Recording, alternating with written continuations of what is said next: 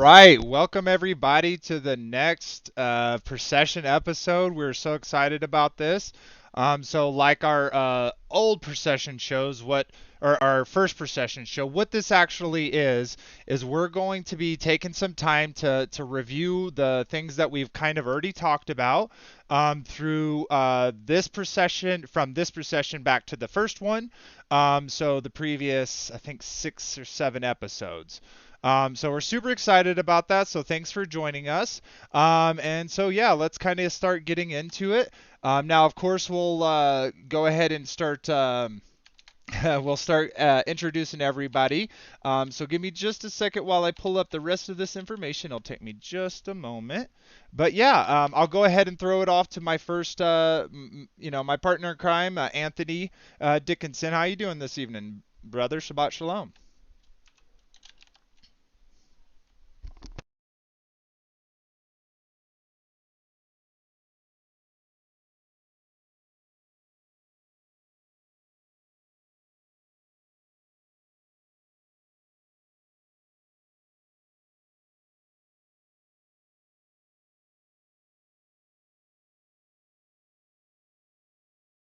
Yeah, awesome. Yeah, definitely. Thank y'all for being here. And we got Daryl Lee with us here as well. How you doing this evening, brother?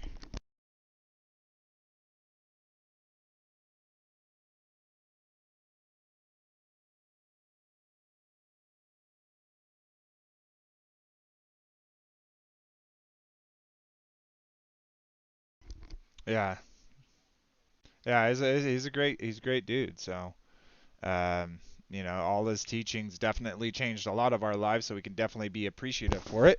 Oh, dang. Okay, sorry. It looks like I did not give sound. Give me 1 second, Anthony. I'm gonna have you say that again. Sorry, everybody. Here we go, Anthony. Throw it off to you again, brother. Wait, what I gotta say again? I'm Shabbat sorry. shalom. Yeah, it was muted, but go ahead and say hi to everyone. Sorry about that, Johnny. Thank you for that, everyone though in chat. Yeah, Shabbat shalom, everybody, and yeah, I'm kind of excited for this episode. Uh, we're gonna it's gonna be covering what we've already covered before, in a sense, but I think we may have a little new information to share. So stick around. We might get into some pretty juicy stuff. Oh yeah. And sorry to do this to you as well again, Daryl, but no one could hear you. So go ahead and say hi to everyone again. Okay, hi everybody, and Shabbat Shalom. And I was just saying how I just watched that Rob Skiba presentation, and that was awesome. It never gets old, and it welled up and inside me, and um, made me made me think about dealing with some things that I'd overlooked. And yeah, I'm like, I'm gonna have to watch it again after I deal with that, because there'll probably be some more stuff I'll deal with. Hmm. Awesome. Anyhow, Shabbat Shalom. Love y'all. Good to be here. Absolutely. Awesome. All right. Well, how you doing this evening, Frankie B? Shabbat Shalom, everyone. I hope you have had a great New Year's Eve, and I hope you're enjoying your New Year's Day and your Shabbat. It's a double blessing. It's Shabbat and the New Year Day. So I just hope it was really relaxing and just filled with love and peace. Yeah, absolutely. Well, thank you for that. And yeah, I think it's kind of cool how like Talmuds happen on Christmas and how we do in the procession, like ending it all up and kind of starting it all again. So yeah, definitely. We're super excited about that. And thank you for being here as always. And then we got two other people who joined us today. We got in here it says I am your Copernicus, but this is plain truth. Um, Travis is joining with us today. How you doing this evening, brother? I'm well. I'm well. Thanks for having me on the show, guys. Yeah, absolutely. So I don't know if you checked out us any of our shows before, but it's a pretty cool type of show because it's more of a free-flowing thing. Typically, or it's a panel thing where it's not just one person's perspective, and we all have different opinions and thoughts on different parts of either scripture or like the world as it is. So it's really cool to have all those different perspectives, and we're always glad when someone else joins in and adds their perspective, because we're all looking for those puzzle pieces so we can figure this thing out together. So yeah, awesome. Thanks for being here. And then we got a guest that is every now and then, but definitely an OG to the community with us. How you doing this evening, Nick? I'm good. I'm good. Shalom, blessings, peace to everybody. Yeah, and I'm excited to kick off this new year, and just wanted to hang out and listen to what's being talked about. Awesome. Well, of course, you're always welcome. Awesome. All right. Well, before we go get into it, I just want to say a few things. Thank you all for being here, whether you're live or watching it later. We want to shout out Chris and Liz from Take on the World. Again, thank you so much for letting us use your platform and speaking to your audience. We surely do love you blessing us that way. It definitely has helped us, and it'll continue to help us, and we hope we help you as well. And then I want to say, if you haven't yet, subscribe, like, comment. All those things help us a lot. And we're all about gathering puzzle pieces here so that we can share them together and grow. And iron sharpens iron. And that does require heat, friction, and the removal of material. So, sometimes there are heated debates. Sometimes there is, that division of ideas. But what we aren't divisive about is that we're all brothers and sisters in this place we call home on this plane of Earth. So awesome. All right. Well, let's kind of start getting into the main topic of it. So in a procession episode, it's kind of like a Jubilees episode where there's a free-flowing conversation.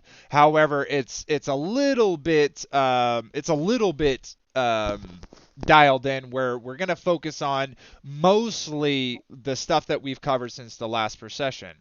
And what that been, if we could kind of give me a second to pull it up. So we've had the past 3 episodes, not including, obviously special episodes, but special guest episodes. The last 3 have been on Nimrod. And we'll definitely be talking about that man or one of his names during the show for sure. But we'll also be talking about some other stuff. So I'm excited about that. And then, so our past 3, let me just pull this up. Almost done, guys. Thank you for your patience. Okay, so we did 12. I'm actually going to go all the way back to the first procession episode. Where are we? There we go. So since the first procession episode, it's pretty cool because we've actually it was ever before we were on Take on the World. So if you haven't checked that on, check out the Enclosed Cosmology YouTube channel to watch our last procession episodes. They're actually really fun episodes, so I definitely I suggest checking those out. But anyway, so we had our procession, and then I had the yellow chair, my presentation about deception. Definitely go check that out. And then the one right after that was Take on the World. That was so awesome when we got that and was able to start streaming on that stream. It was just so cool because we got a whole nother audience, and we found many brothers and sisters from there. So that's why I always want to shout Chris and Liz for what they did. And then we had Wits It Gets It on. If you haven't checked out him, Wits It Gets It, he's a amazing activist. He's already traveled around the U.S. one time. I think they're maybe going to do another tour with all 3 of them this time. And he just goes around flat smacking and spreading the truth, throughout our nation. So definitely also not check that out. It's a great episode as well.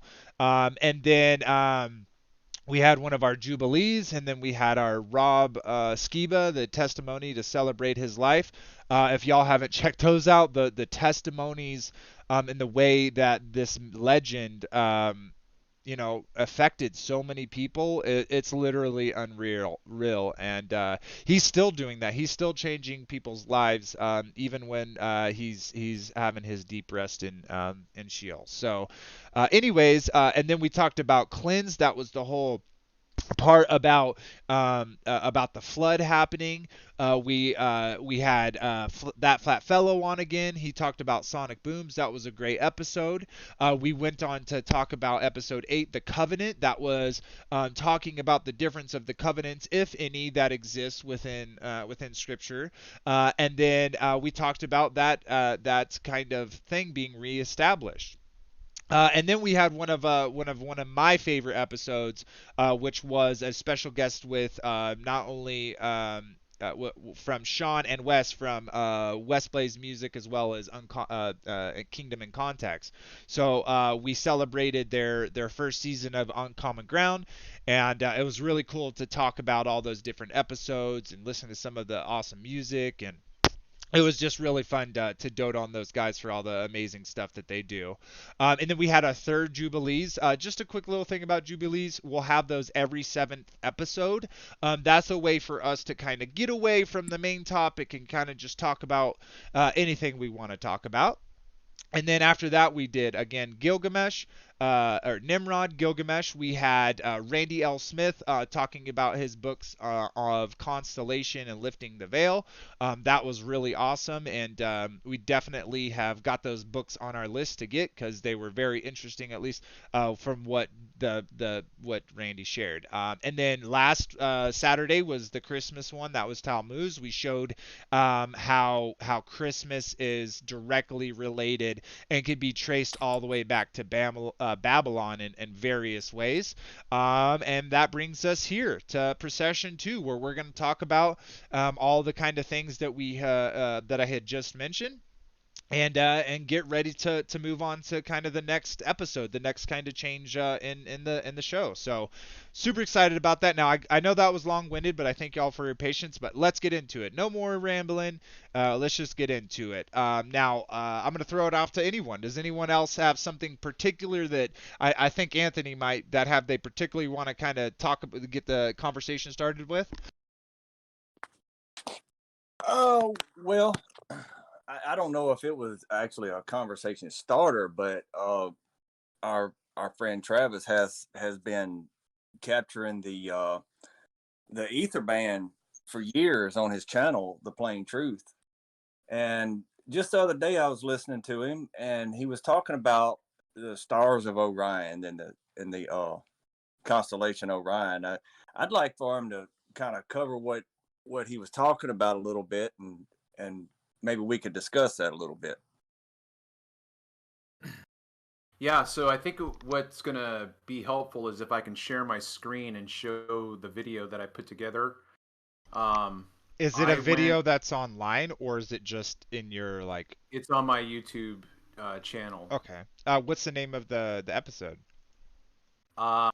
Let's see. I can put let me copy the link and Okay. I'll just put it in the. Perfect. Yeah, and I can just screen yeah. share it myself. So give me 1 second. Oh, no worries. Take your time. That's a good point. Let's see. So I'm going to put it in E.C.F. live chat. Perfect. Okay. And Travis, I've been following you for years, brother. You do some pretty awesome work with the cameras and stuff, man. And next time you get around Lake Pontchartrain, man, give me a shout, man. I come down there Definitely. like an hour and a half away. That's where I did my testing too. I did my testing. Actually showed it on the Wits It Gets It thing. I did a 3 foot observation, 3 foot off the ground observation on the lake of Bear Lake in Utah, and it's 20 miles long, and I could literally see cars driving on the other side, like plain as day. So really were cool. you at Bear Lake with Shelley Lewis and all those guys, or was that a different? No, this is a different time. I actually went there for the Feast of Tabernacles. It was in September. Okay. So, but anyways, let's go ahead and pull this up on screen. Does it have audio that I need to share? You don't have to play. No, it Okay. just has music. So Okay. if you want to go to 32 seconds. Okay. Give me a second. I'm gonna share it. There we go. Get this big. Let me just kind of talk a little bit while you're doing that. So what happened was I went to California, where I grew up. My grandmother lives in the foothills in Southern California, so she's far removed from any of the city lights, so I just had a beautiful open sky. And I normally do my observations on the Pacific Ocean, shooting out toward the Anacapa Island, the Channel Islands. And the weather was just so poor, the visibility there wasn't, it didn't make for good filming. So I spent all of my time, pretty much every night, shooting the sky. And so, what you've got right now up on the screen is the beginning of Orion's ascent. So right above the 119 degrees, 8 minutes and 60 seconds, you'll see the 3 stars that are coming up. That's Orion's belt. Okay. And I have 2 cameras that are side by side. They're both set up side by side. And this one is camera 1. Camera 2 is to the right, and I overlapped the field of view in the camera so that when I put the 2 videos together, it was like a panorama. And so why don't you push play, and we'll just watch the star trails with Orion from camera 1, and then it'll go to camera 2. Yeah, those are the yeah, I don't know if that's real time or if I'm looking at a delay on that, but yeah, the three Perfect. Yeah, and I started playing it, so we got those 3 stars coming up. Oh, I'm on delay then. Oh, let me do it like this for you. I'm gonna restart this, guys. Give me 1 second so he can see it and narrate it. If you go into EFC, like in the stream that we are, you'll just click on my screen, and Okay. boom, and you should be able to see me live. Yeah. Good. Okay.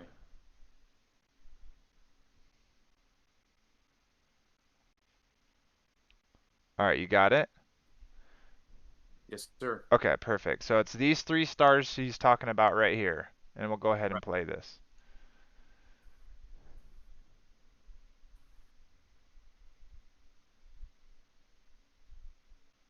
And you can see it on yours, correct? Yep. Okay. Watching it. Now, just for some details, if you want to push pause. Now, to the left and above Orion, that is the northern celestial rotation. So all of those stars, you can see that they have a convex arc. If you watch this, if you look at the stars, you can see that they actually curve up. Mm-hmm. There's a curve to them. Okay, so that's the northern celestial rotation. Orion is there in the middle, and then below you can see the convex stars rotating the opposite way. That's the southern rotation. Yep. Now, Orion is the buffer between the northern and the southern rotations. It is going to remain that way. That's the way it is. It divides. Yep. It just stays straight. Now it does follow an arc itself, but it's like I said, it's a buffer between the 2. So I just wanted to make that clarification for anyone who's not familiar with the way the sky clock works.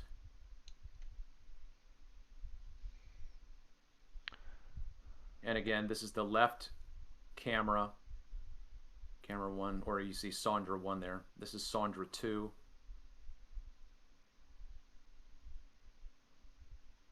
And these are like what, like 2 feet apart, or like right next to each other? Right, yeah, right next to each other. Right next to each other. Now, right just below the text, you're gonna see Orion's belt come in now. Yep, right there. Okay.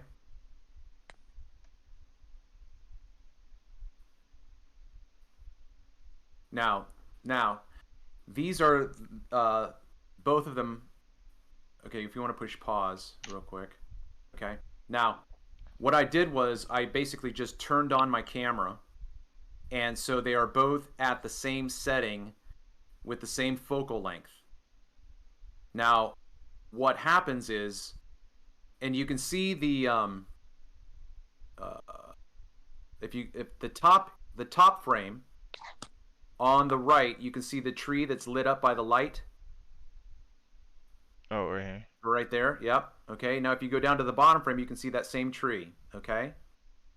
So what would happen is if I overlaid those two images, they would not match. There's a I don't know why they don't have the same magnification or the same size, but what you're going to see more importantly is that Orion in the top image is going to be at about a 45-degree angle. And when Orion comes into the bottom image, it's going to be at a more severe angle. The angles are not going to match, even though both cameras are opened at the same setting and are basically level to one another. So if you push play, you'll see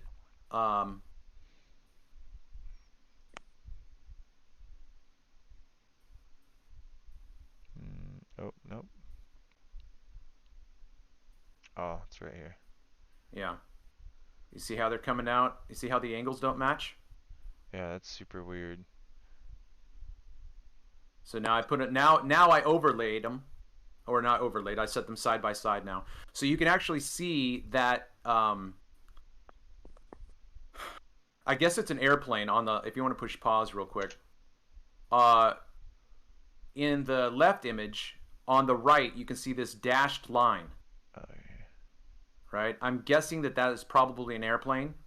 You can see it in the right image too, the dashed line. But you'll notice that the right image has a lower degree angle than the left image. The left image has a higher degree angle, even with that. And these are right next to each other. Right quick, are they both the same type camera? Yep, both the same Nikon P900s. Yep. Okay, gotcha. Yep. Yeah, because you look at that tree that's lit up, and it's like, that's only really like panned over, like talking about the camera itself, not like the feet of degrees, but that's only like panned over like 3 or 4 inches, like looking Right. another direction. And Right. that is pretty drastic change on the like the angles and the of the lines that the stars are leaving behind. It's pretty crazy.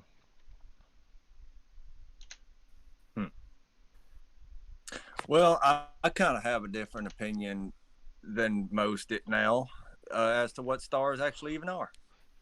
Hmm. But before, I'd love to get into that as well. But let's keep going with this. So you can see my question at the bottom of the screen. Does everyone see the sky under their own dome? And now I'm going to overlay. I think I'm going to try to match up the trees or something. I can't remember how I did it. Totally. Okay, so here's what I did. I had to angle the right frame. If you can see that the tree there is cockeyed on the right, Hmm. I had to angle the frame, and still nothing matched up. Everything just crisscrossed. And now look at how high I had to change that degree of angle on the right frame. And just can someone be clear, like what does this signify, the differences, Copernicus? Well, I think we're getting to that. Well, I simply asked the question a few seconds ago in the video itself. Does everyone see the sky from their own perspective? So both of these cameras, if you think about both of these cameras being two different people, then the left camera would be me and the right camera would be Anthony, and he's seeing what the right camera sees, and I'm seeing what the left camera sees, and they don't match up. So he is in his own frame of reference, even though he's just standing right next to me. So I don't know what the answer is. All I'm saying is that there is a strange anomaly here with how these two cameras that are level, because the P900, when you can set up on the viewfinder screen, you can set up a virtual horizon. So it'll tell you when you're level. If you're off, it'll be cockeyed and yellow. And then when you're level, it'll be green. So both of these cameras were set up level right next to each other. In my opinion, there should be no reason why there is a drastic change of degree in the field of Only a view. little bit. Like you're talking about like what I would think you would see compared to what this video is showing would literally be just like a little off skewed. Because you're talking about the cameras are right next to each other. So again, with the camera, like you can see how he in this picture he met the two trees together, but you still have like a good amount of section. So he didn't move over that much with that other camera. Like you can see how it's like on the right side there's a way smaller block than on the left side because it's overlapped. But yeah, the angles change drastically. That's kind of weird. Okay, Hey, so and yeah, go ahead. real quick question. And I know you're going to comment on what Vader said, but Fear in the chat asked, "Are the cameras at the same focal length or zoom?" Correct. That's what I was saying. All I did was turn them on. So they are at the opening setting that the camera naturally opens up to. So what I did in my other videos, because I knew people were going to ask these questions, so I have numerous videos in this playlist. I show you in the daytime that I've got the cameras set up next to each other. I take a still shot, click from both cameras in their opening settings. So they both have, I can show you the metadata on my files that they both have the same focal length. One is not zoomed in and the other one's at a different zoom length. They are both at the same zoom length. So yes, they're all set up exactly And the Fear same. brought up something really good and that's kind of like what I was thinking. He says it's almost like they're acting when you're going back and forth between covering your left Right? eye and your right eye. Yeah. It's almost like That's it's it. shifting over to the right or the left depending on which eye you're looking at. Well, that's interesting too. But then if you look at the image that we have right now and you see that long white line that is in the left image below Orion's belt, right there, right? That is the star Sirius, okay? Now, go to the very tip of that, right where your mouse is, right there. Now, right to the right of that is a little dashed line. That is the same star in the second camera. So if you push play, you'll see how it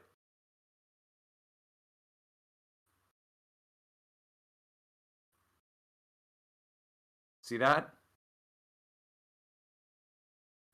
And then there you got the Orion's belt right there too.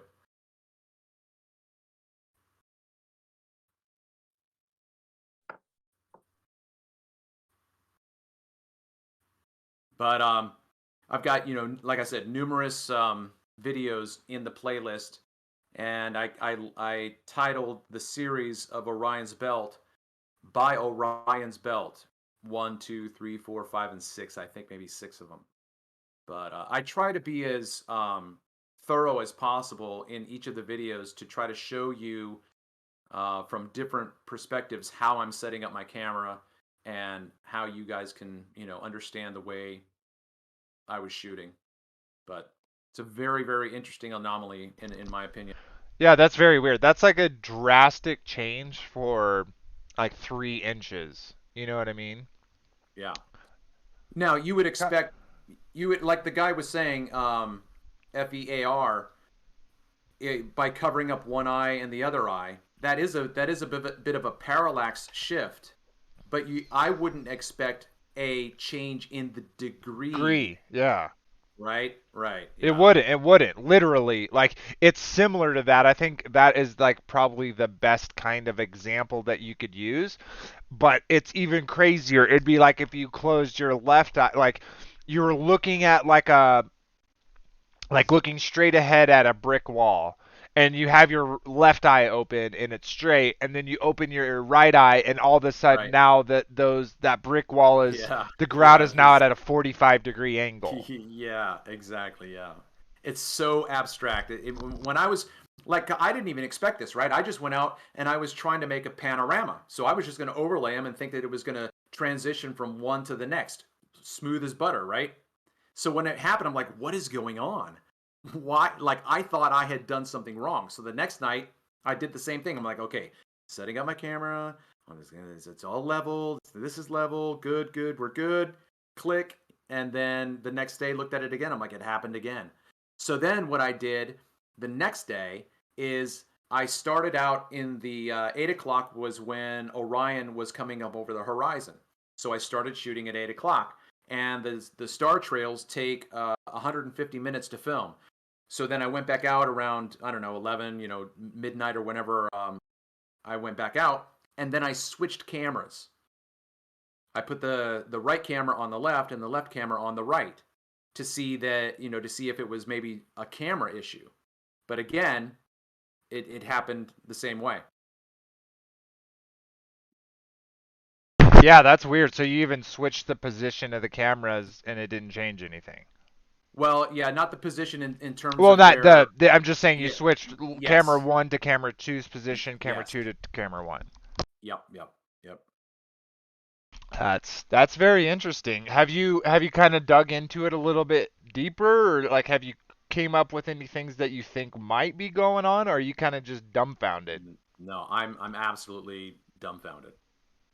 Yeah, that's super interesting. Well, thanks for sharing that. All those in the chat as well as us. I really hope y'all dig into that because there's obviously something there because it's definitely not what you would ever expect to see. So, Well, yeah. the thing that we can do is if people have two cameras to try and do this as Like well. duplicate it. Yeah. Yeah. If you set yourself up and you make sure that both cameras are both level, they're both right next to each other as close as you can get them or whatever, and then you've got the the field of view overlapping each other to make a panorama, I'm going to make the prediction that your right camera is going to have that drop in angle as well. Now, this would be another interesting thing. Have you thought about maybe changing the angles, like looking more to the left or looking more to the right as an example, and seeing if that changes it? Do you mean if I were to angle the cameras away from each other at a more severe angle? No, not necessarily, but let's say like they're both looking straight right now. You had them look to the left, let's say 5 inches, or look to the right 5 inches, or whatever. Just change the face that their direction in proportion with each other.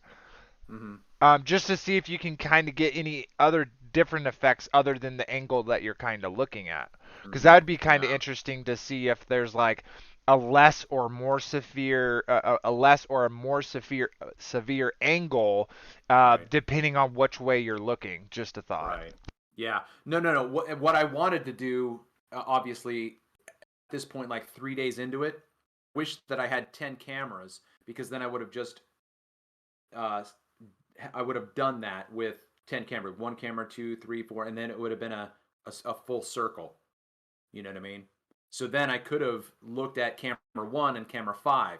Camera 5 would have been at a more severe angle outward, right? At least that's what I hear you saying, and that's the only way. But no, since I only had 2 cameras, I think that I pretty much always kept them just where they are overlapping. No, I'm not. Okay, sorry. No, maybe it was a little confusion. So, like right now, let's say they're looking straight, right? So they're still looking straight, but let's shift them to where they're looking straight to the left. So instead of the angle that you have straight on, I'm just saying like for instance, camera 2 is to the right of camera 1. Well, what if I don't know how to really explain it. So you're like looking at one part of the sky. Like for instance, you're looking at Orion directly, but what if you shifted over, looking both cameras shifted both over looking a different direction? Okay. Then so instead of that tree being, let's say the middle point, the tree on the very right is the focal middle point. I get you. Okay. Yeah. Yeah. Well, you know what? That would have been a great idea at the time, but I didn't think about it. Yeah, no worries. I'm just saying like food for thought, like maybe Sure, try it because for it would be next time. interesting to see if you're looking like, let's say, against the rotation of the stars, and then with the rotation of the stars, if that perspective change would increase or decrease, or if it would just stay the same. That would be interesting to see. Yeah. I get you. All right, and then someone else, I think it was Frankie, was gonna say something. Go ahead and ask her. Say what you're gonna say, whoever that was. Nah, it wasn't me. Was it It was Nick? Anthony. Oh, Anthony. No, it was Yeah, Anthony. Anthony no, has I had. a theory on the stars. Oh no, it wasn't Nick. Go I ahead, got Nick. a question. I got a question. Does Anthony, you want to say something, Anthony?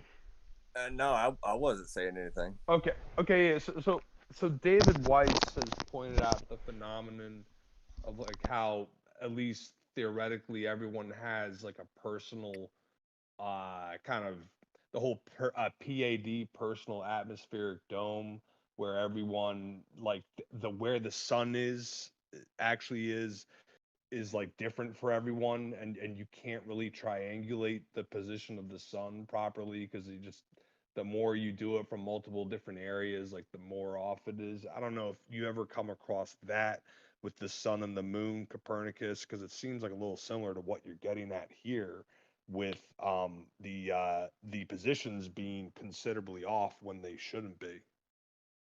Yeah, I did try to film the sun with the solar filters, and it just didn't work out very well because I was zoomed in on it, so there wasn't really a frame of reference to hold a ground based reference point. But thinking back on it, I think I could have done that with the moon because the light wouldn't have been as bright and severe. So I would have had the left camera, tracking the moon, the right camera tracking the moon, and I would almost make the prediction again that would show the same effect. But I was just so caught up in filming the stars, I didn't even think about doing the moon. Didn't even think about it. But yeah, I hear what you're saying. Oh, like use the moon kind of as like a background object. No, try to treat the moon like the stars, and track it, Oh, and see, if the moon would show the same cause kind kind of of deviation. because kind of what he made me think when he asked that was if you had put the moon in the background with the star shadow, with the star trails, and Hmm. see when it went to that panorama, if it all start changes its direction too, which you assume it would since everything else would. Right. I mean, Yeah. I want to ask something right quick. This may be off topic, but I didn't really get to watch the video, and I didn't know exactly what y'all was seeing. Uh, but my question is, would it make that type of a difference if the stars are pretty close to us, like say 30 miles, 10 miles? Well, here's my running hypothesis right now. So we're told in the heliocentric model that there are about 7 layers of the atmosphere, right? The troposphere, the mesosphere, the thermosphere. Yeah. Um, and if you think about it, there are 7 wandering stars: the sun, the moon, Mercury, Venus, Mars, Saturn, and Jupiter. Okay, that's 7. It's my opinion that the reason why we can have two rotating two celestial rotations is because they are in different layers of the atmosphere. So the stars, in my opinion, like say for instance, if we have a brighter star, that's on a closer layer of the atmosphere. If we have a smaller star that looks farther away, it's on a higher uh, atmosphere farther away. But they're all overlaid. If you remember in middle school or high school, when you have your science biology book and you've got the human body, you've got those different layers of acetate, and you can peel back the skin, and then you've got the muscles, and then you peel off the muscles, and then you've got the bones, and you've got the respiratory, you've got all of that, right? So if you think about the sky that way, that they are all overlapped and they all move in conjunction with one another. So when a baller will say that the only way that you can explain to have 2 celestial rotations is on a globe, I say no. It's very possible that the sky has different layers to it, and the one rotation is in a layer, and another rotation is in another is in another layer. That's very possible for me. And would you say that that video you just showed throws doubt into the globe model because it's showing right there like, hey, we're seeing possibly two different like rotations like right by each other, as opposed to the whole like, the stars turn a different direction in Right. the northern versus the Right. southern hemisphere type thing? Yeah. Yeah, I do. Interesting. And yeah, and just real quick, I don't believe that being on a spherical surface would create a circular pattern in the sky. I don't believe that that would be what we would have even if the Earth were a globe. I believe that the stars would all move in a linear um, visual presentation. Like if you did a star trail and the sky was just simply, um, we can't do that. So the thing is like one of the problems that the heliocentric model has is that you cannot reduplicate the heliocentric model on a small scale. You have to have everything as gigantic, right? You can't demonstrate an atmosphere moving with the Earth because you'd have to recreate the Earth itself. It would have to be that big. So no one can do that. Well, that's a problem in science. If you can't reduplicate something in physics on a small scale, then it's not real. It can't be done. It's not real. So my point is that if you had a sixth grader or somebody who did a science project and they tried to recreate the star trails by modeling a globe in a small scale and they spun the globe with a camera on it, all of the stars would move in a straight line. They would never curve ever. Well, It's almost like we have a firmament above us. Wow, you think? seven of them.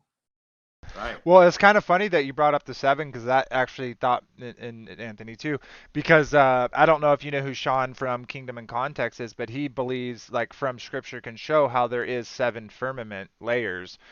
So it's interesting that you came to that same number through a different way. Yeah, absolutely. That is pretty cool. Well, one kind of I want to kind of share my perspective on this star parallax when the cameras were sitting side by side. If that star was closer than what the heliocentric model claims, do you know like closing one eye and then closing the other and opening that that blink test thing, that would work a lot more than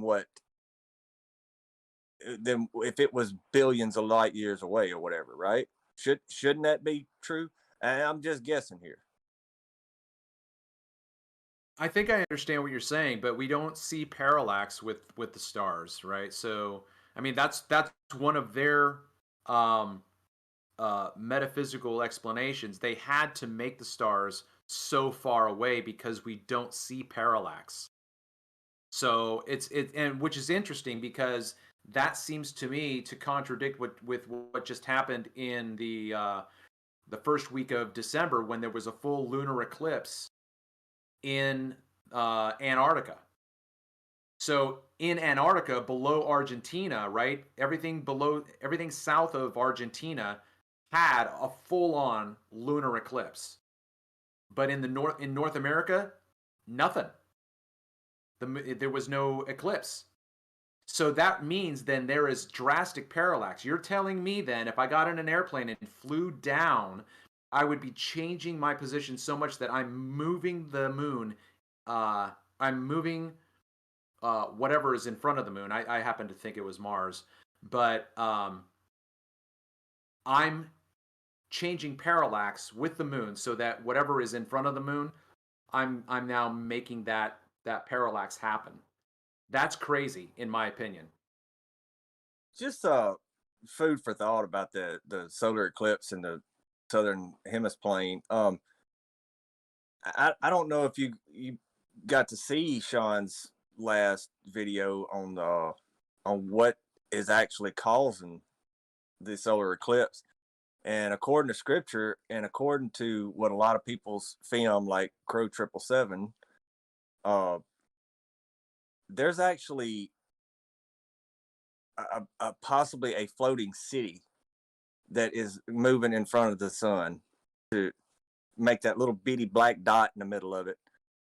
Like we see with our naked eye kind of thing. It's a little bitty black dot, and that's what they call the Eye of Ra, and how many, all the depictions of it throughout the world, different cultures and everything. And what he was saying made a lot of sense, is as far as looking at it through a scriptural point of view, is that thing passing in front of the sun is not the moon at all, but where the devil lives. Well, and like that's a good kind of thing. Like, I'm glad that you brought that up because he was talking and thinking, saying that like I think that it's Mars. Don't you think it's very interesting that in it you never see, like, okay, for instance, any day of the week or during the season in which it's possible, you can clearly see the moon in the sky, even if it's like waning, where it's just a crescent moon. You can still clearly see it in the sky. Right. But why, when we have these celestial events, why don't you see the moon slowly making its way? It's like, definitely with the solar eclipse, it's like you see the sun, and then all of a sudden, out of nowhere, this black object just starts getting in front of the sun.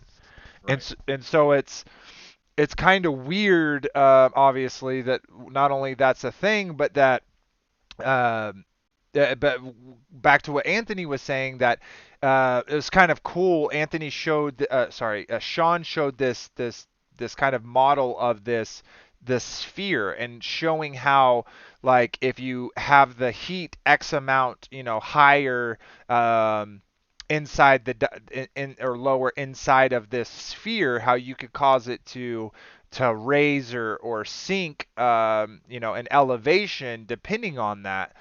So if you haven't checked that out, it was really interesting. But I think that so you were saying that it's Mars. You think Mars is why we have the both eclipses, or just solar, or just lunar? Well, the last lunar eclipse was red, Uh-huh. and I believe the previous one earlier in the year as well was red. And then I remember filming one back in 2019 that was red. So I just started thinking, well, Mars is red, and if it's just simply a light, an Mm. orb up there that Then is it would moving cast through the its sky, shadow. and it pass, yeah, and if It, it goes in front, then that's why it's red. Does it cast that red light onto it? That's really interesting. Sean was also showing how, like, those solar eclipses only happen on a new moon, when the moon is not visible in the sky. Hmm. Um, that, I don't know. It's pretty weird. He he was kind of saying, showing it was like, hey, like, their God is still here, and then you connect that to, you can literally connect that black sun iconography literally to every pagan culture and religion, mystery religion in the world. They all worship or have some type of symbol that symbolizes the black sun. Right, and Listen, that's also why Orion, the constellation Orion, is named Orion. It's named after that same god. Uh, However, it's interesting that you show that the constellation Orion is doing something fairly different than all the rest of it. yeah, Orion. Like I said, there is an arc in the sky that Orion follows, but it doesn't follow the southern rotation, and it doesn't follow the northern rotation. So what's really interesting, I just put another link in the ECF live chat that shows a star trail and then just simply a night sky, which is what we would see with our naked eye, because we don't see star trails with our naked eye, right? So what happens with watching the sky with your naked eye, you cannot see that there are two rotations. You cannot see that there's a southern rotation and a northern rotation. The sky just simply moves in uniformity. The only way that you would ever find out, in my opinion, the only way that if you're going to go back hundreds of even thousands of years, because they didn't have cameras, is if you map the sky yourself. because then when you map the sky, you're going to see that the star is at a different angle. But when you look at it with your naked eye, you can't see that happening.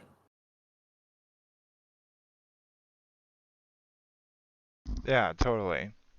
So here, this is kind of a little bit of a different subject. We had previously talked about it before. I don't think I'm not sure if I showed it on stream. I think I did. But anyways, so what I was kind of speculating is if you ever go watch, I played that video for you by the way. But if you go watch like, let's see here, nighttime airplane. What is that called when you do? Not stop motion, but when you Time do lapse. time lapse. There we go. So if you go like watch like nighttime plane fly lapses, I'm gonna pull this up on screen for or share it in Discord so that you can see this what I'm talking about. Let me do this. Share screen. I want this screen. Okay, let me know when those who want to jump in are in and they can see what I'm showing. This is in Discord. Okay. Okay, so you see that, Travis? Yes. Okay, so this is just showing like where they're going, from where they're going, um, and I appreciate that person made a straight line there instead of a curve for no reason. But let me kind of skip it to the night sky. Okay, this is the wrong one. Give me 1 second. I gotta find the one that shows because this is all cloudy. Here we go. I think this is a good one. Let's pull this up. Okay, so this is a time lapse, obviously, of a plane flying. Okay, and and it's obviously sped up, right? Because they're actually not flying this fast. But this is what I want to kind of show you. So, or what I want you to kind of think about, I should say. Okay, so this plane is traveling again from what was that, Lebanon? Let me pull it up one more time. Oh, that was a Lisbon, different one. Spain. That was a different one. But just okay. So this is what my point is this guy is traveling, let's just say 500 miles an hour. And then it's Right. a time lapse film, so it's going even faster. Now Right. watch what I'm trying to say is that if you kept flying this picture that we see in front of us, if you kept flying straight, and let's say you went from one side of the plane all the way to the other, right? Would any of these stars' positions change accordingly to your position? So what I mean is, okay, let's play this. So you can see like the stars are moving, but let's say, let me pause it real quick. Like any of these stars above his head are not going past above his head, right? Like he's not going under some stars and then seeing Okay. new stars. Okay. He's just like in that picture, like right here, look, those stars are not changing minus the fact that they're moving. So if Gotcha. he kept going straight and straight and straight, would do you think that stars would start passing over his head and all of a sudden he'd see new constellations? Or do you think if he went from, let's say, from literally one side of the light to the dark, like let's say you could travel almost instantly from one side of it to the other and you could still keep your same position looking straight, do you think these stars would change when you got to the other side? Yeah. That's crazy. It's wild. So it's almost like what we're seeing here, like a lot of people give the example of like it's almost like like they're attached to the dome, and the dome spinning, and so for the stars are spinning. But what's interesting to me when I see this is if let's say we're looking like pick a constellation here. And fly straight to it, you're going to keep seeing that constellation. It's not going to go up above your head and you're going to go past it. Yeah. Yeah. So that makes me think that the mechanism of whatever it is of how the stars switch from one to the other, because like I had used the zodiac symbol real quick. Let me pull this up, guys, and show you what I'm talking about. Zodiac dial images. So how I feel like a lot of flat earthers believe. Let's pull this one up with the pictures, and go copy image link. Just so pull it up with just this. Oh, that's really small though. Okay, so anyways, so let's just say, let's pick a better one. So let's just say like for whatever reason, this is like where South America is. Okay? So South America right now, if they look to the south, they see Cancer. Well, in 6 months, when they look south, they will see um, Capricorn. Capricorn. And if you were to fly from, let's say, wherever this was on the Earth, directly across, like let's say that there was a straight line of light and dark, and you could Uh, travel from one side of this plane to the other, would you all of a sudden would all of a sudden you start seeing Capricorn? right. And I don't think you would. I think whatever celestial object is out there, everyone is seeing that at the same time.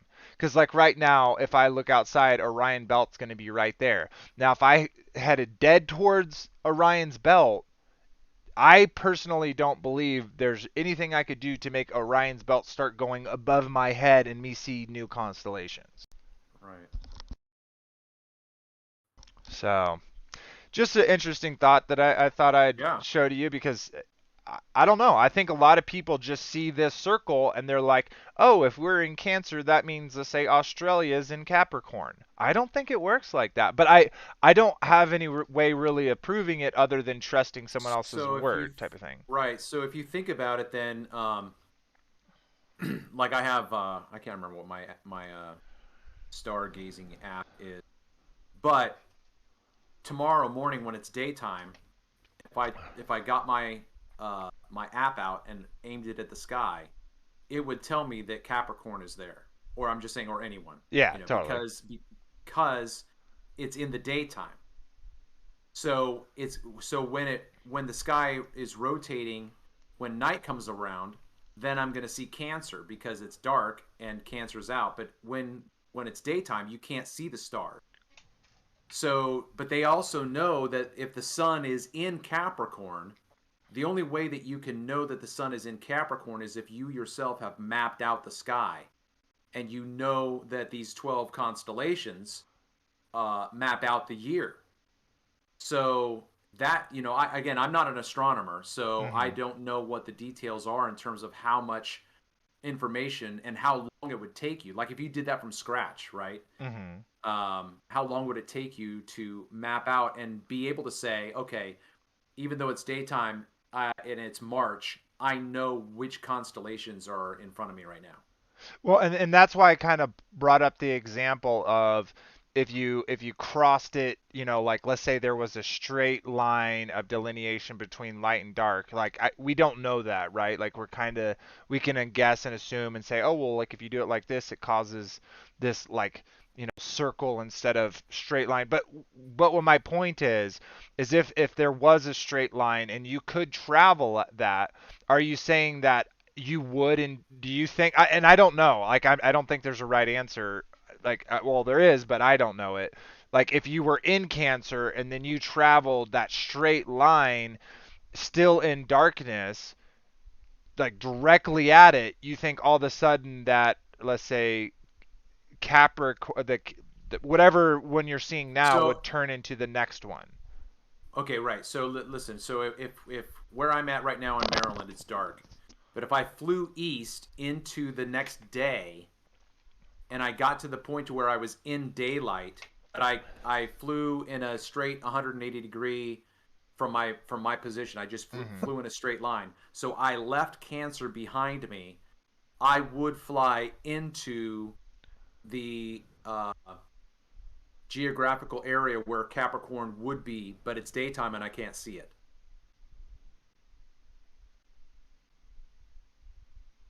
Hmm.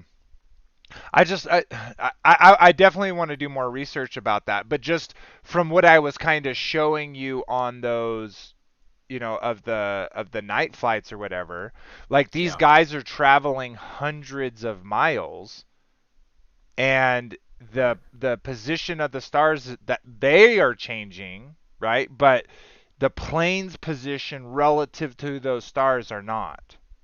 No, I get it. I get it. Yeah, it's really interesting. I'm watching it right now. I found the video that you were showing. Yeah.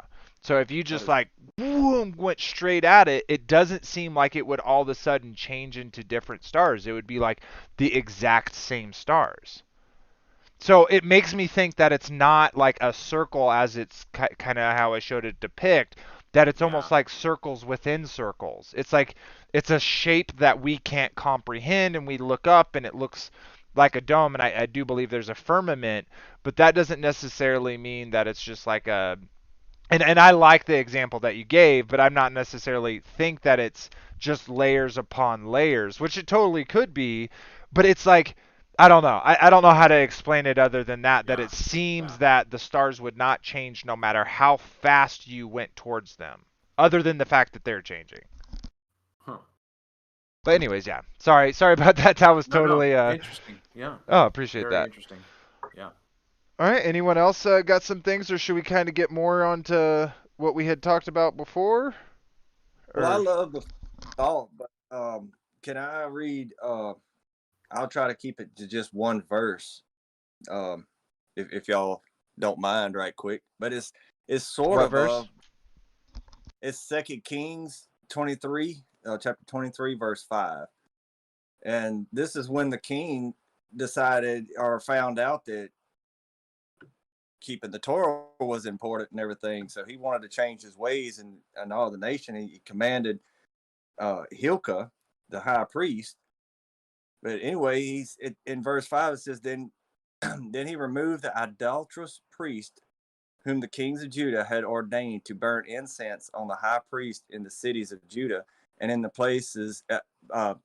palaces all around Jerusalem, and those who burned incense to Baal, to the sun, to the moon, to the constellations, and to all the host of heaven. Basically, he sent his, I guess, army, and I have not read the whole chapter, so I can't put this into complete context. But basically, when he found out that Yah was real and he needed to change his ways, he did it like I think everybody's commanded to, just like Yeshua did in the temple. He didn't go in there and pat all the priests on the back and everything. He turned the tables over and threw them out. Yeah. Yeah, and we see this, and I had kind of said before about how all the ancient, like mystery religions and cultures and stuff had all of these, did those exact things. They burned incense to Baal or one of his many names. They worshiped the sun and moon and the constellation and the stars. And we can kind of see what those type of societies were also into, i.e., drinking of blood and human sacrifice and all those great things out there. Now, I will say that there's a fine line between understanding them and following them, basically. Oh, I don't. totally. You can't unintentionally, give us burn incense to Baal. It has to be in an intention for sure. But I think a lot of people do it unknowingly. Totally. Yeah, they're But participating in things that they don't know, or they have something else tied to it. I.e., Christmas is a good example. oh yeah, prime example. But I wasn't meaning to like say it in bad terms. I'm saying that it's nothing wrong with studying the stars and what they do and how they act, because that's how we're going to tell time. We don't even know what time we're in now. Some people say 1,000 years have been stolen from us. I doubt that, and I don't believe that, but there is that possibility, and we don't know. But I think studying the stars and how they act and all that stuff could give us a pretty close idea if we use them for the right way, But like King and Second King says, we got to stop worshiping these constellations. We got to worship Yahuwah.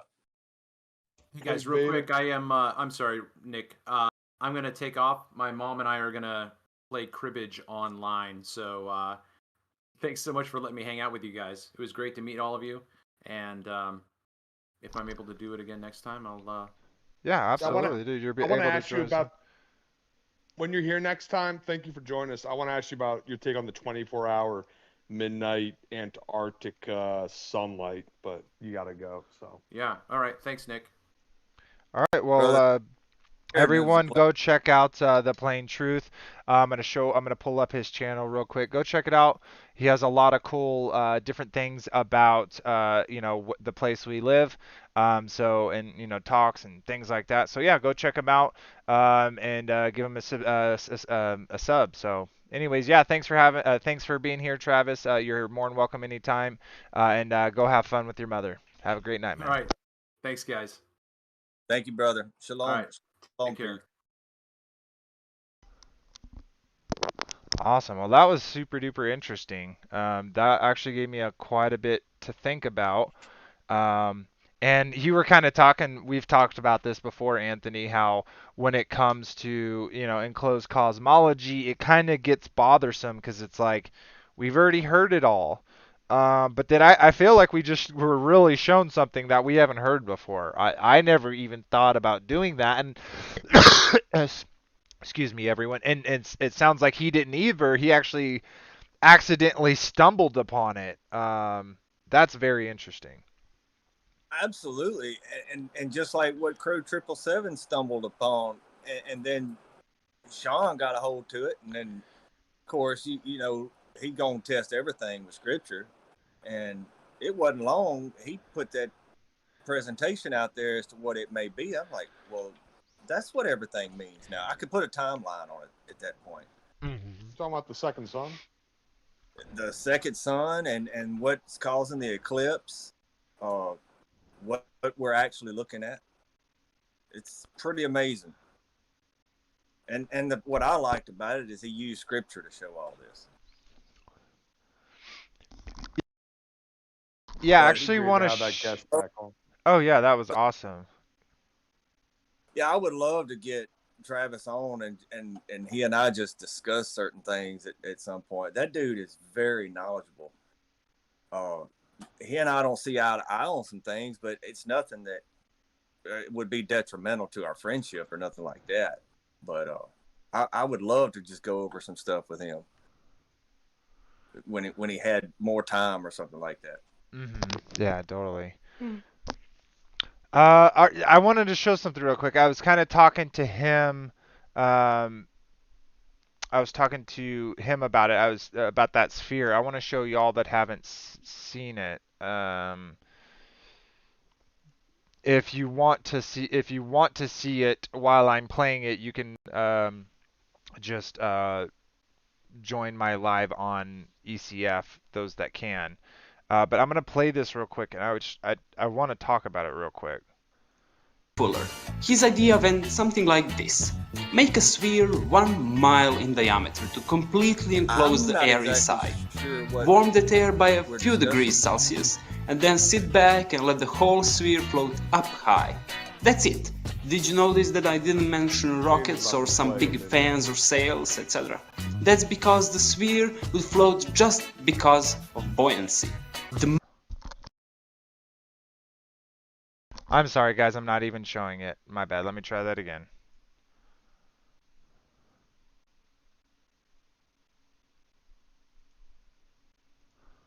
A mile-wide floating city.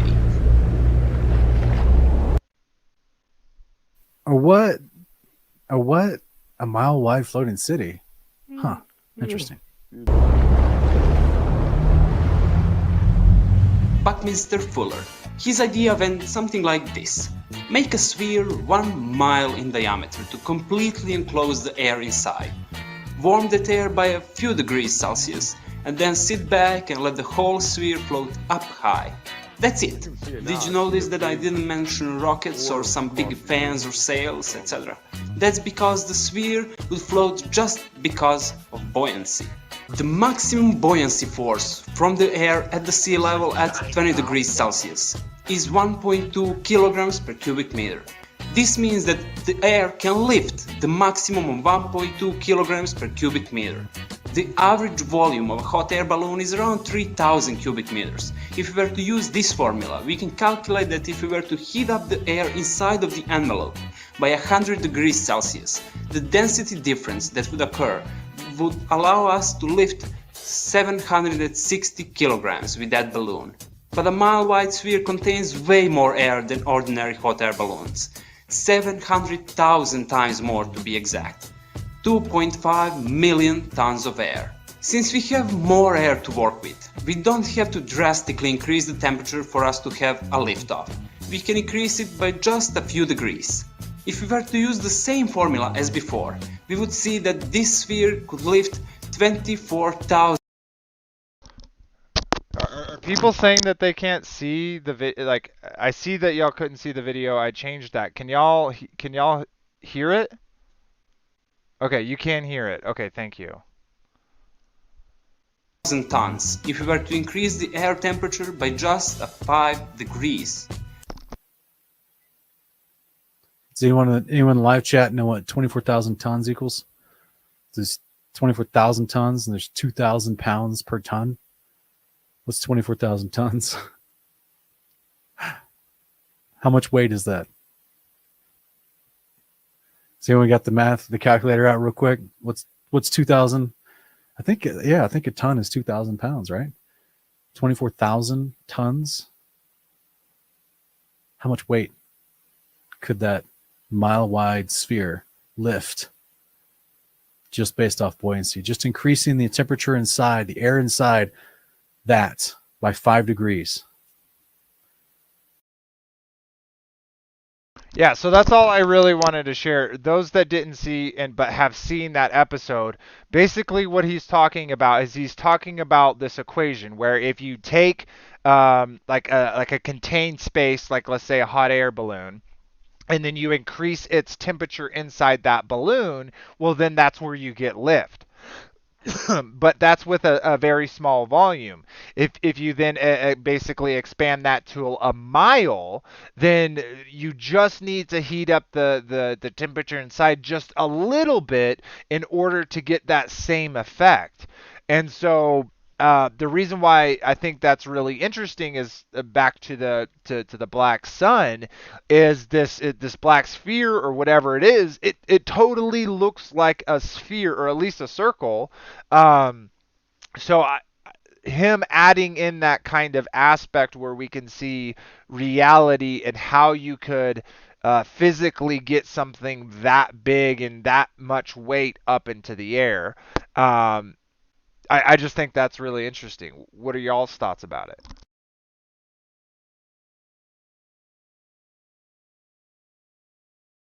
Oh, I'm sorry. I accidentally muted. Oh, I muted y'all because y'all were talking during the video, but let me undo that. Sorry, guys. All right, y'all are good to go. Yeah, would there be a way where you would get inside that thing, or like how can you practically use that like being in that sphere? Because you could have like if you had a mile like a mile wide sphere, right? That's a lot of area. You could build houses, you could you could do a whole bunch of stuff. You could literally have and then he ties it into Mount Olympus.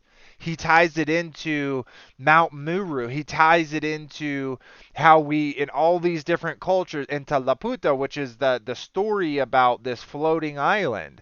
And it's so interesting because he does anyone know what the evil one is the king of or the angel of? He's the Some angel of say the air. music. Oh, Well, there, yeah. yeah, he's of the air. And so the fact that he could have mastery over the air is very interesting to me. And then we look at the iconography of most gods, like at least in Samaria, they're always depicted as having wings. And then in other cultures where they're not depicted of having straight up wings, they're depicted as having some type of mechanism, whether it be the the sandals of Hermes or whatever, to have flight.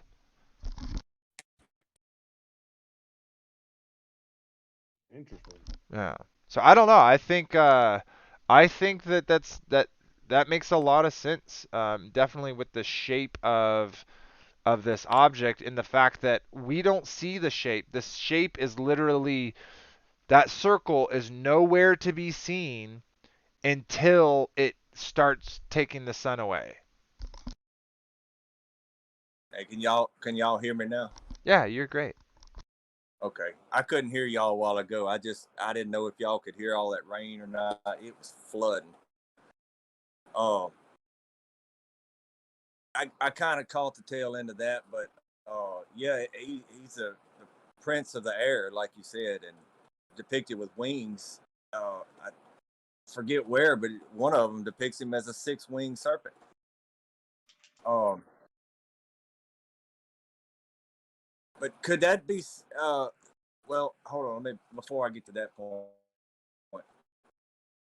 we might have to change our little video. Now we're gonna have to make the top of the Tower of Babel flying around.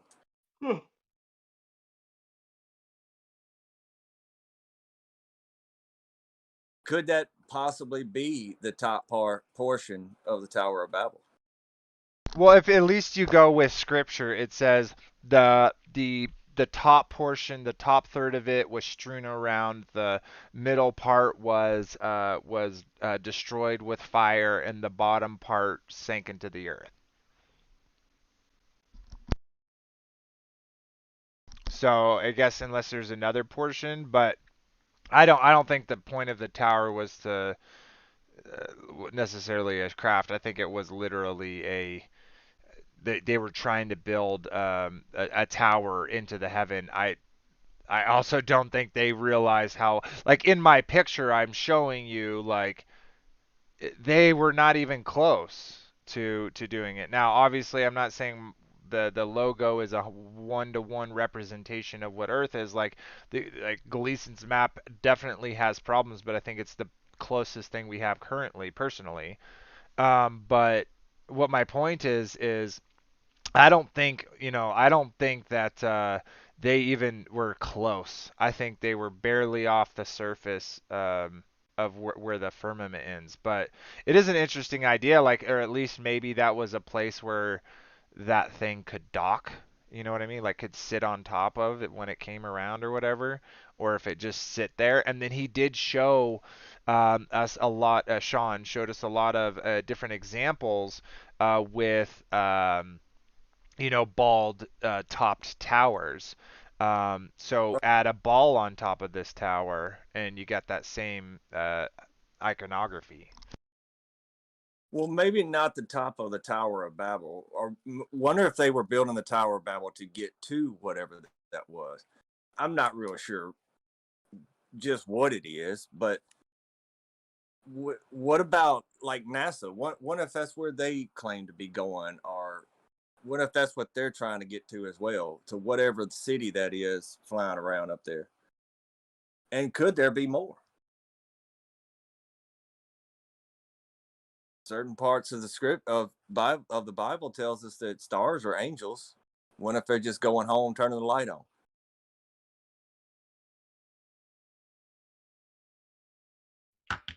Well, I just watched a video on the Hindenburg and Zeppelins, and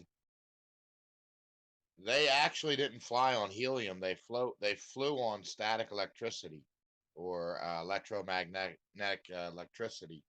And the Empire Just State like Building spiders. was like what? Well, the Empire State Building was a fueling station.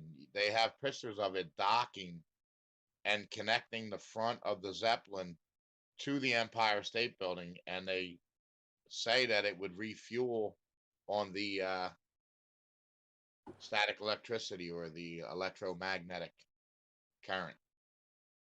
And the whole psyop about the Hindenburg going down in flames was a setup.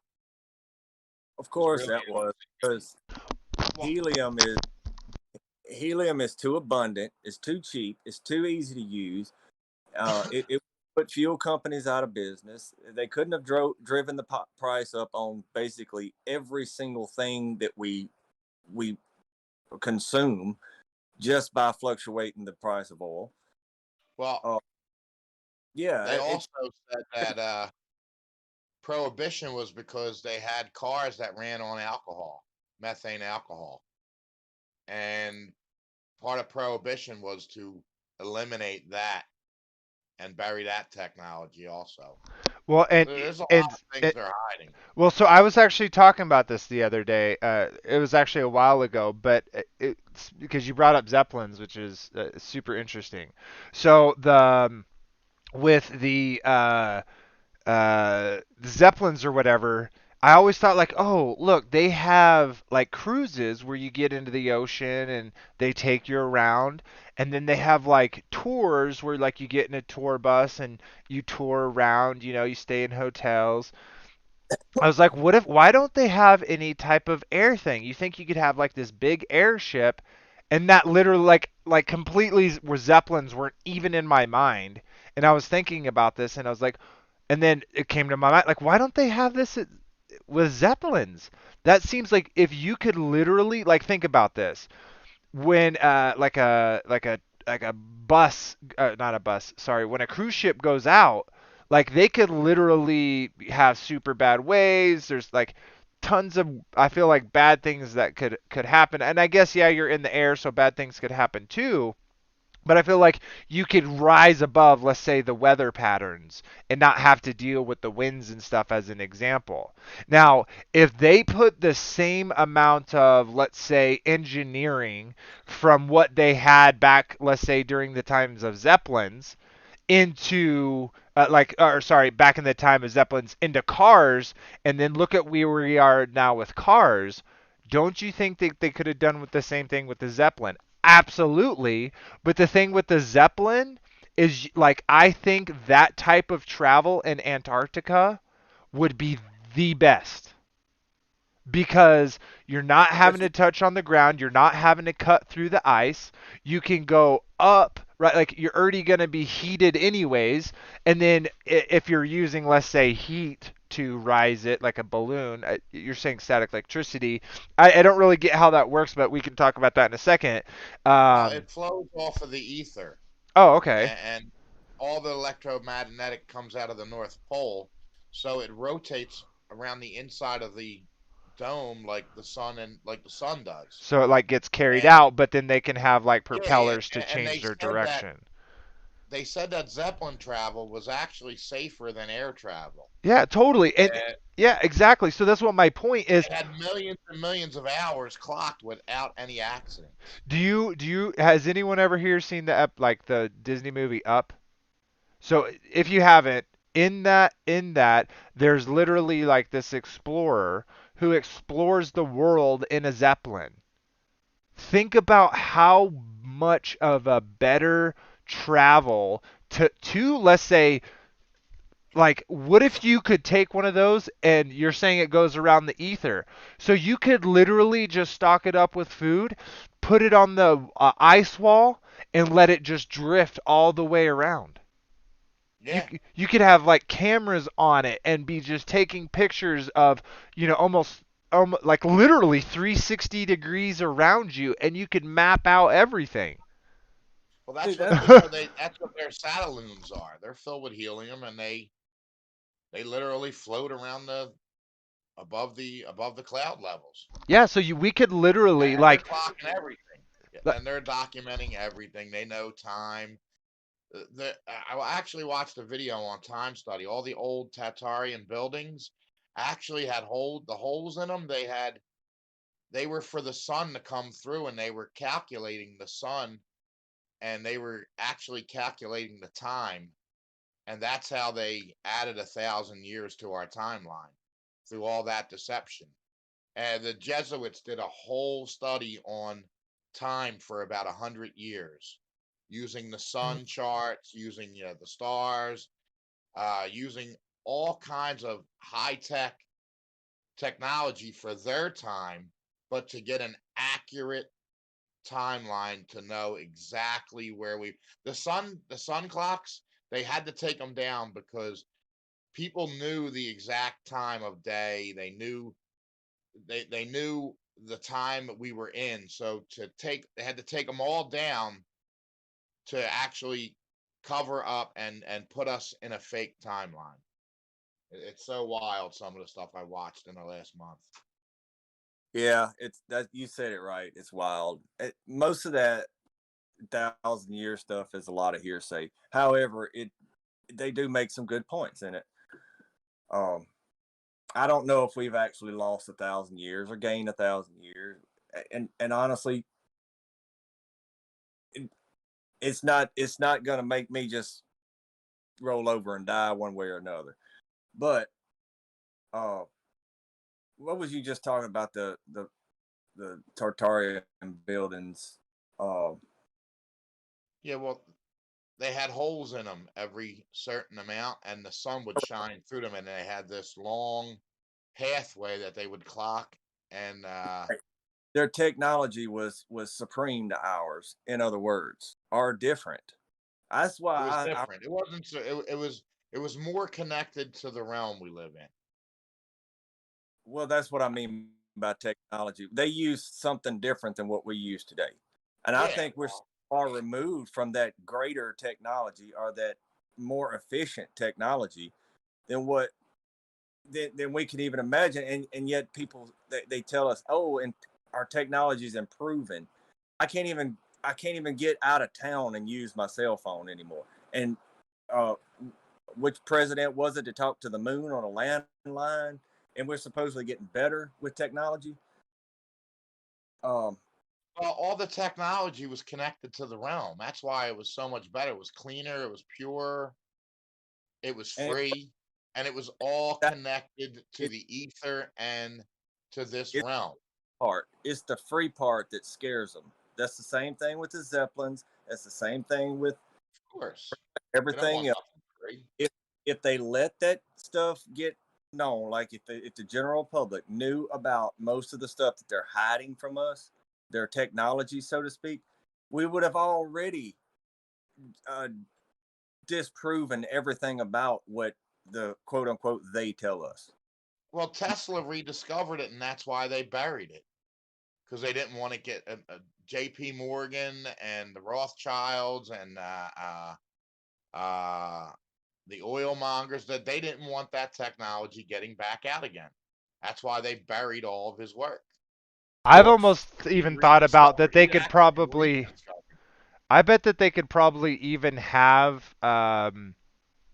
Let's just say like dams make sense of how they make power, but let's say they have other power plants, or let's say they have them at the same place, but what if they also have these machines running and it's connected to the grid, and we're paying for electricity that they're getting for free? That's like the most profitable thing I've ever heard. If you can make electricity for free and then charge people for it.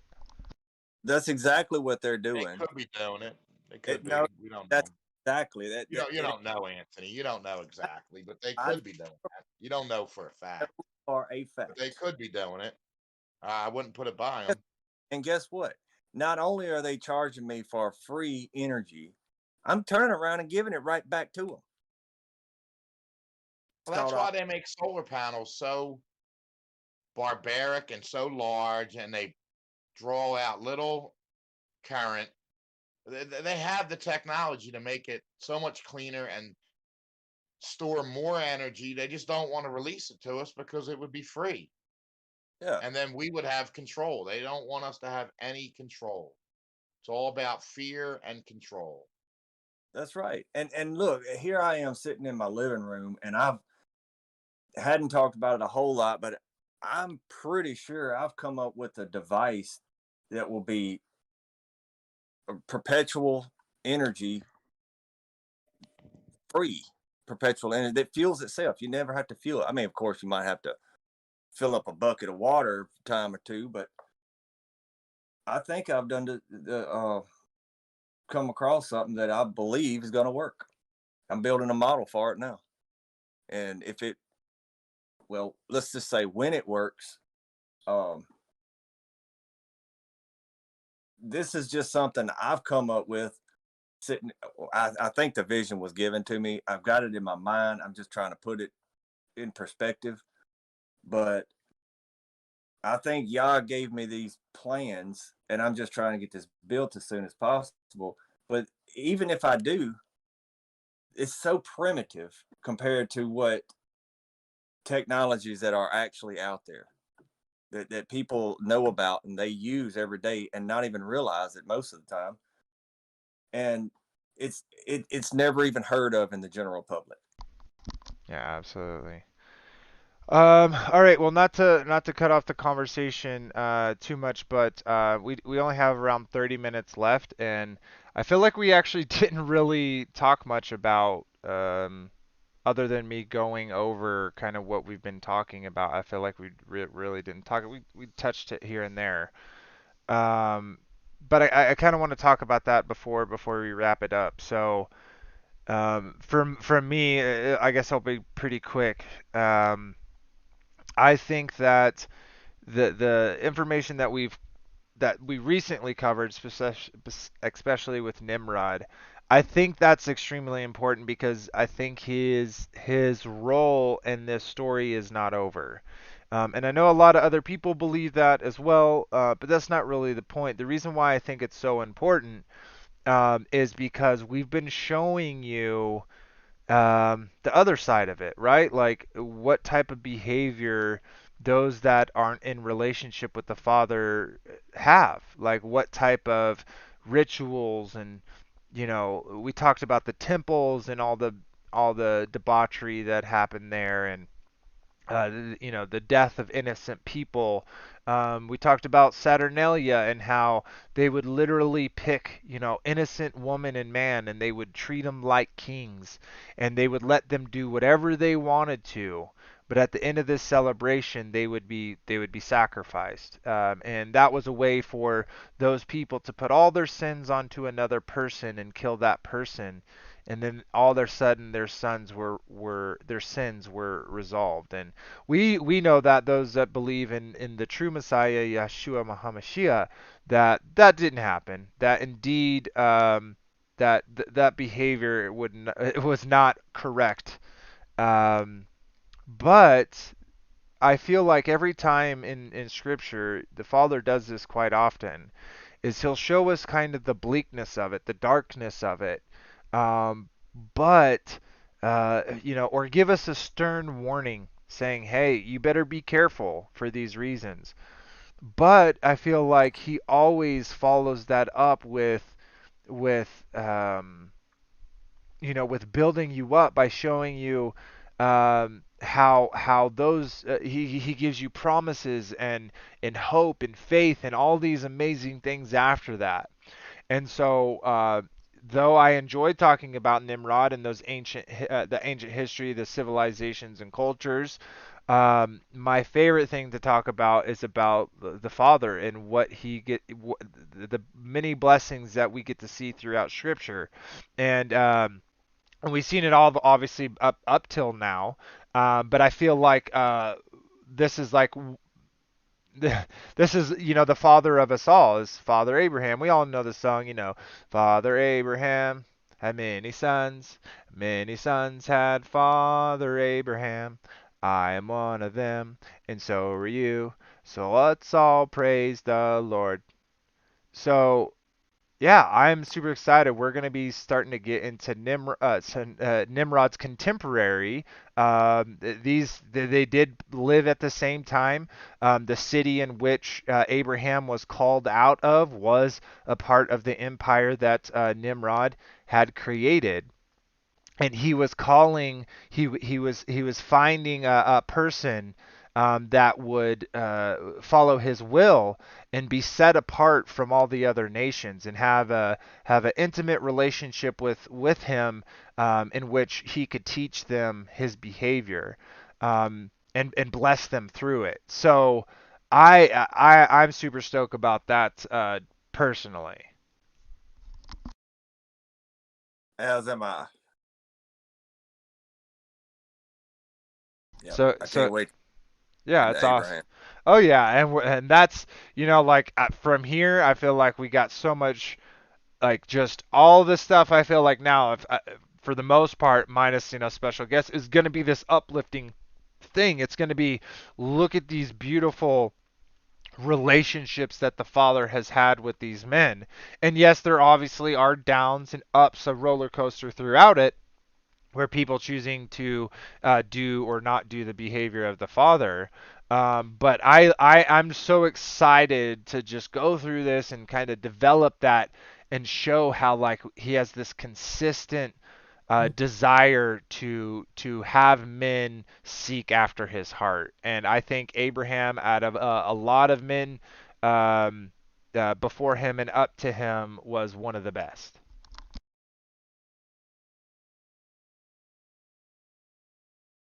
Yeah, we get to get into the book of Joshua some on this quote unquote series, but it's going to take a little while to cover Abraham and stuff. So we definitely got to get into the book of Joshua some on this one.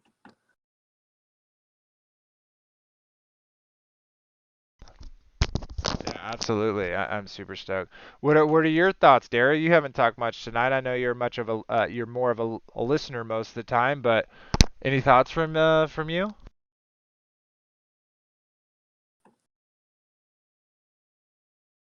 Oh, he may not be available right now. What about you, Frankie? What do you think about it? I think it's going to be interesting, uh, especially if you go into the life of Abraham, how he left his father's house, how he destroyed the idols, and bring that side to it. How he was a type of Moshe. He was a Moses type. How he was spared Mm-hmm. from slaughter of innocent children. Should be interesting. Yeah, absolutely. Alrighty. Well, um, we got about 20 minutes left. Was there stuff that you wanted to bring up, Anthony, specifically about the stuff we've kind of got over? Your thoughts kind of moving forward from where we've been? Well, I kind of would like to discuss a little bit about how our opinions on what happened with the Tower of Babel, how it could have caused the quote unquote reset, the Great Reset. Oh, totally. I think, well, it tells you that a third of the structure, that means the base of it, which was huge, sank into the earth. It was swallowed up by the earth.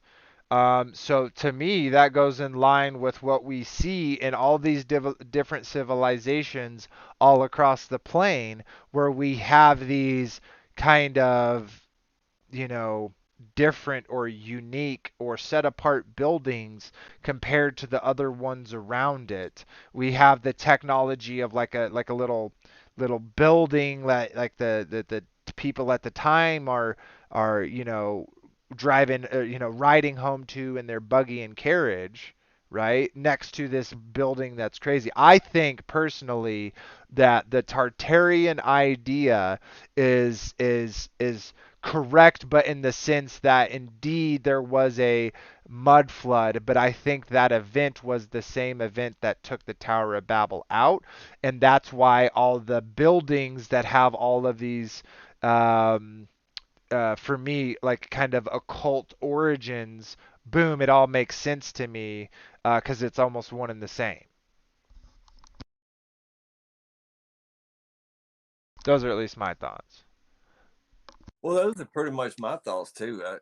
I didn't know if anybody had found any opposition to it because I'm kind of up for debate on it. This is just kind of something Well, that came across to me. Something it just dawned on me, so to speak. Uh, Well, from some of the research I've done, uh, it seems like it was a electromagnetic overflow, a power surge, like an electrical storm that caused a molecule fusion, which actually caused the mud flood, where the ground got so loose and that building sunk and it raised up, and actually some type of they had mud storms too back in that time also. Well, So could that there's that theory on it too, that it could have been just like a giant dust ball or a mud flood or a mud storm, which caused actually they're saying 20 feet of mud buildup from some of the some research I've looked at. some places there were? Yeah, Um, that's an awful lot of mud. Now we can put our today's mindset to use and call it like a electromagnetic storm or something like that. However, wouldn't that also be just kind of like, well, that's the power of Yahuwah. That's what he can do. And I'm not saying that's not the method used. I'm just saying what caused that chain reaction. For example, uh, they tried to come up with an atomic bomb for years and years, never could do it. So they just hoaxed the whole thing by putting TNT in a city that supposedly, I don't know this for certain, but supposedly business were open the next day in both of those places in Japan. Well, they have ghost cities in China and Japan, where that they have fully built cities that are completely That's empty. it's no, it's South Korea and China. Japan Yeah, doesn't have it's this, but insane. yeah. And I think and that last bombing we had, I think it was last year, either in 2021. Are you talking about in Beirut?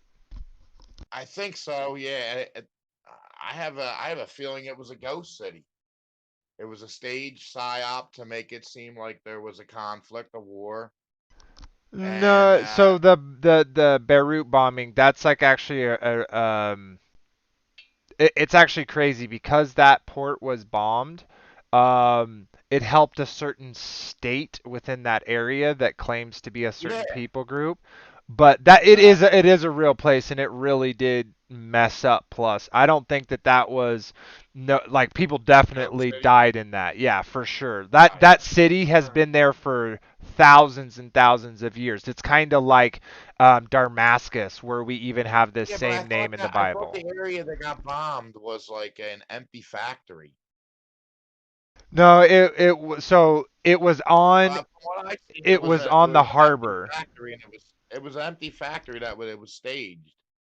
Yeah, I'm not saying they didn't At. necessarily didn't stage the factory, like the explosion itself. I'm not saying that's all legit. Right. I'm just saying, I'm like, sure there was casualties because there was people around that area, oh yeah, dude, but did you see I some of think the the initial videos? The bombing people was that were empty. like miles Yeah, yeah, away, it yeah, was blowing them yeah, through their house.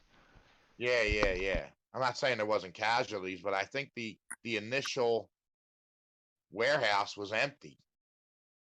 Oh, totally. Yeah, it wouldn't surprise me if they staged it to that degree. I'm just saying it's not like a ghost Right. city as an example of like a China where they do that for like They a literally. GDP thing because they just put these things together and so they can say like, okay, see, we built all these cities, we spent all this money, so we're worth more, but it's like a cheat.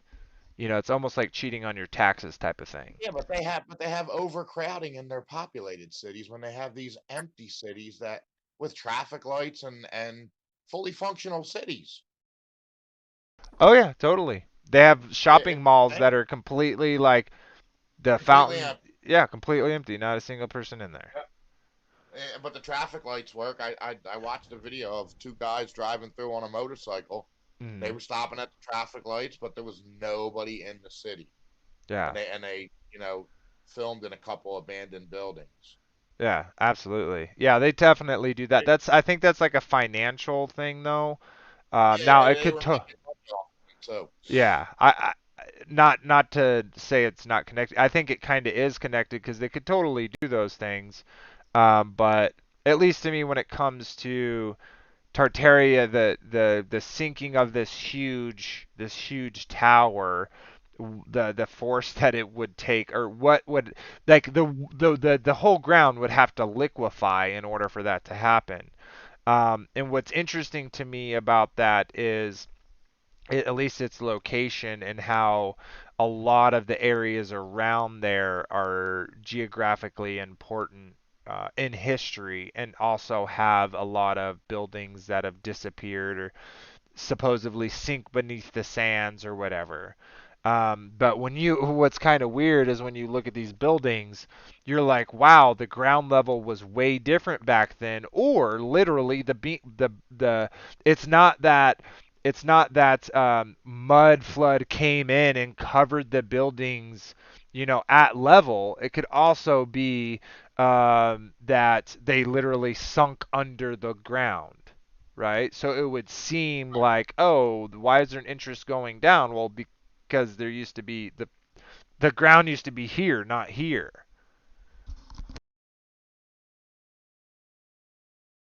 So I yeah, see what you're saying. yeah.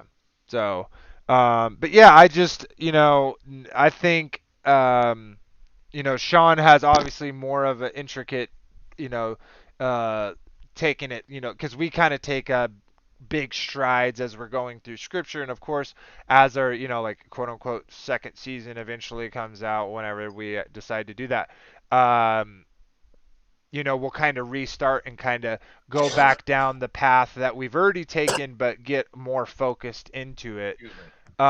But yeah, so as just right now, we kind of skim these things, and we also want to bring up these topics to people so that they'll have a desire to go and go and research it.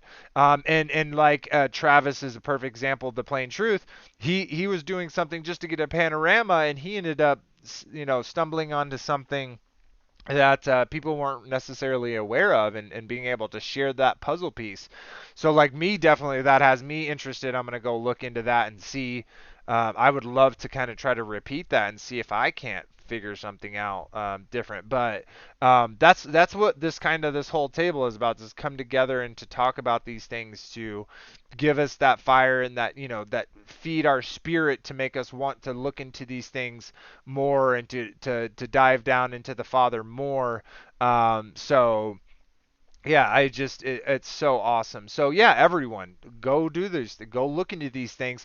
Come to the Discord. The link for the Discord is in the description. Now, if you've never used Discord, if you do most of your your YouTube watching on the phone, you can download it on your phone.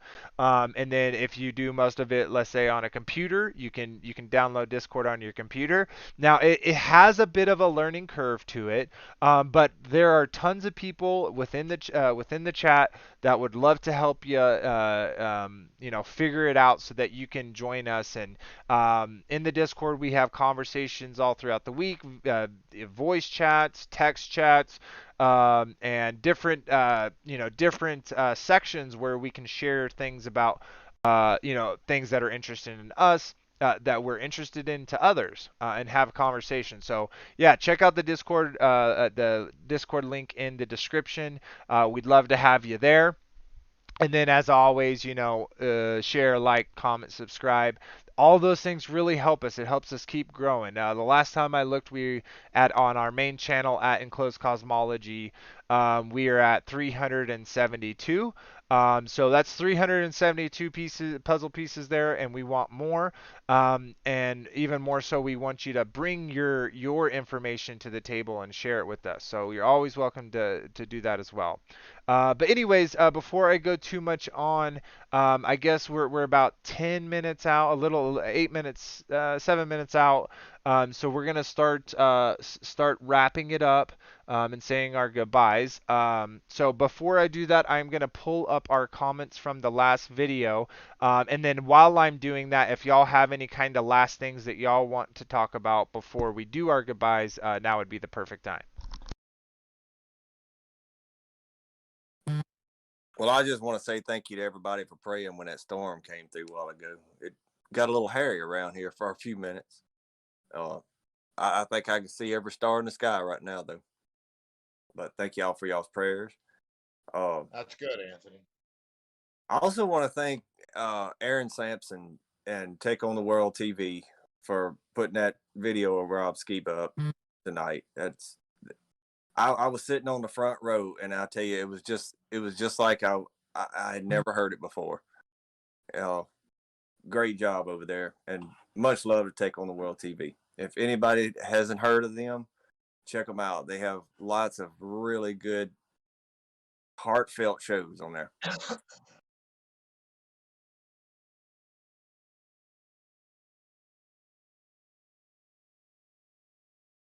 Anyway, much love. Shabbat shalom, everybody.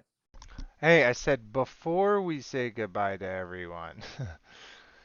I'm just joking. But yeah, here, let me share these with you real quick. I did pull them up. I just got to get it ready. And all right. Pull these up for y'all on the screen. All right, so this is in the episode 12 Talmud. I asked everyone a question. As we do every stream, we'll always go back and read the comments, and for your voice to be heard if you're not seen in the chat, but you kind of want something to say, go ahead and do that. And right now, there's really not that many people doing it, so you'll for sure get your comment seen, and I'll read it no matter what it says, as long as it's appropriate. So, anyways, I asked the question, what do y'all think about Christmas and whether or not we should celebrate it? If you want to reply to that, go ahead. And then, oh my gosh. Everyone calls her Marcia, but it's Marcia. Marcia says, I got here late but enjoyed it. I enjoyed our conversation in Discord. Yeah, after every stream, we go back to Discord and we just talk about whatever. And that's a place where obviously YouTube cannot, GrabblerTube cannot Discord, cannot get us in trouble for talking about it or censor us. And then Anthony Brother said, I don't know, Vader Bear. It gets much better than this. We may start to lose folks in contests. Awesome intro, though, brother. Appreciate you, brother, as always. And then we had another one. Let's pull this up, scroll down.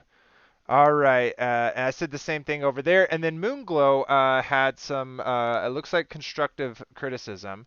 Now, we're not perfect. I think this is our maybe 20th stream, so we're still learning. We're still getting better. So, but we do appreciate any comments. So Moonglow said, "Thank you to the gentleman concerned that his locating the scripture was taking too long.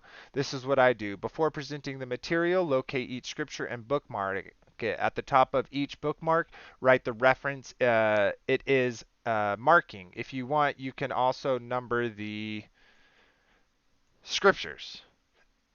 I think that's all it says, right? Am I missing something? Corrected it, Mia, and I think it's it says, wonderful. If you want to, you can also, if you want to. Sorry, I thought you were stuck. No, it's like missing some of it. Okay, there we go. At the top of each bookmark, you can write the reference to the marking. If you want, you can also number the bookmarks according to the order you want to present them. Boom, no page flipping. Have a nice day. Awesome. Appreciate you, and thank you for putting those scriptures up there too. So awesome. All right. Well, thank you for those comments. I'll go ahead and say my goodbyes, or let Anthony say all of his goodbyes, and then we'll go from there. Go ahead, Anthony. Well, goodbye again. Sorry I got mixed up. I thought you were pulling something up, and we were supposed to tell everybody bye. But bye again. Shabbat shalom, everybody. And I wish I was that organized to where I could bookmark everything in the book. I've got so many different bookmarks in there. That's what's so difficult to flip through. If I take all the other bookmarks out, then I'm going to be lost on my other studies. That's the only issue I have there. But thank you very much. Well, yeah. Shabbat shalom. Yeah, Shabbat shalom indeed. Awesome. All right, if you can hear me, Daryl, you've been silent tonight, but that's okay. I know you're most of a listener and throw some stuff out there once in a while. But if you're there and you'd like to say goodbye to everyone, go ahead. Oh yeah, sure.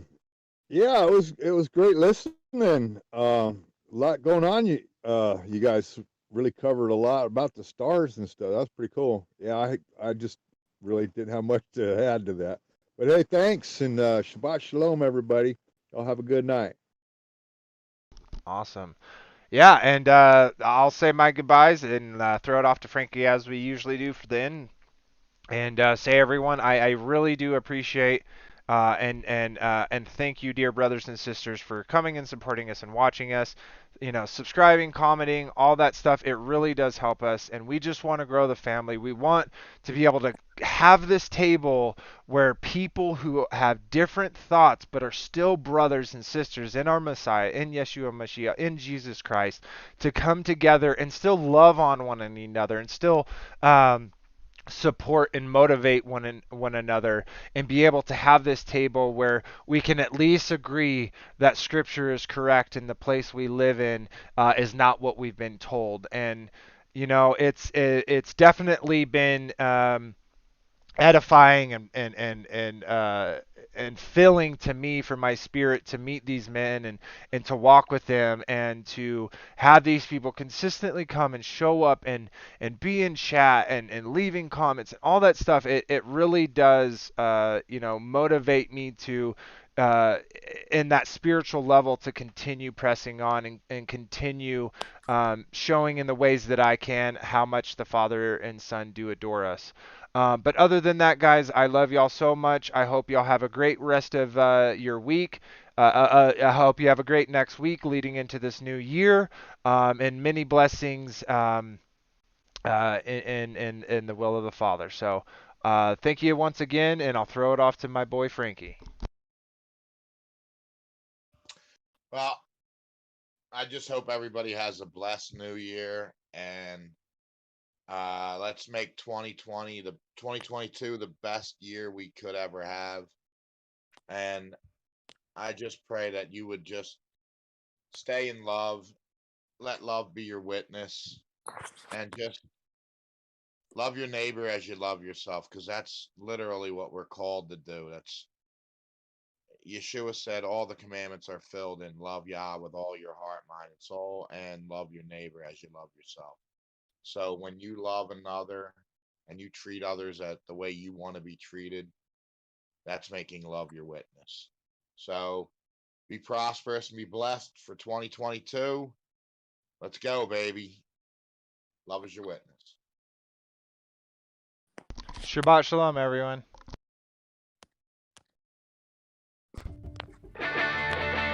Love is your witness. Love is your witness. Love is your witness.